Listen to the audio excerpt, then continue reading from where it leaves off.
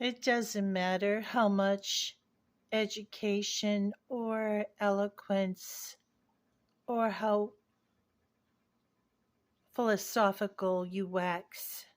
I will not redefine what my Father in heaven says he is. He says he is one. He says to have no other gods before him. He said when he came here to earth, I and the Father are one. The Father is in me and I am in him. He said that he was one. He reiterated he was one.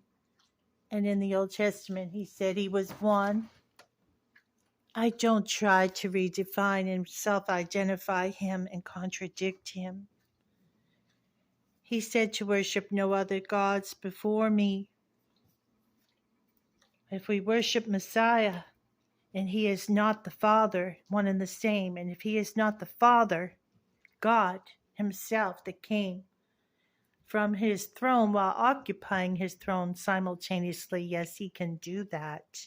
Your finite mind cannot grasp that.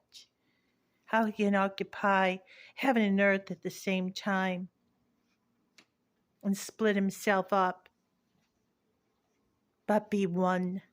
He is one. He is not three people, three persons. He has said that nowhere in the whole Word of God. He has said there is a Father, Son, and Holy Spirit, yes. And I believe in the Father, Son, and Holy Spirit. And I believe in the office of the Father and the office of the Son and the Holy Spirit and what they manifest and do. But he is one. He said he is one, so I will not say he is anything but one. I will not say Jesus, Yeshua HaMashiach, is anything but God himself. For to worship him would be to defy having no other gods before me. We don't have a God who contradicts himself. We don't have a God that needs you to redefine who he is. I take him at his word.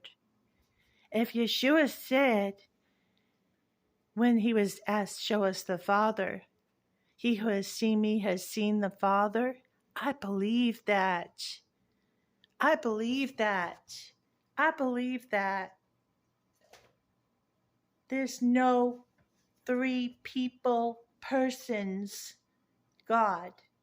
When he comes again, King of Kings and Lord of Lords, he is God. Thank you.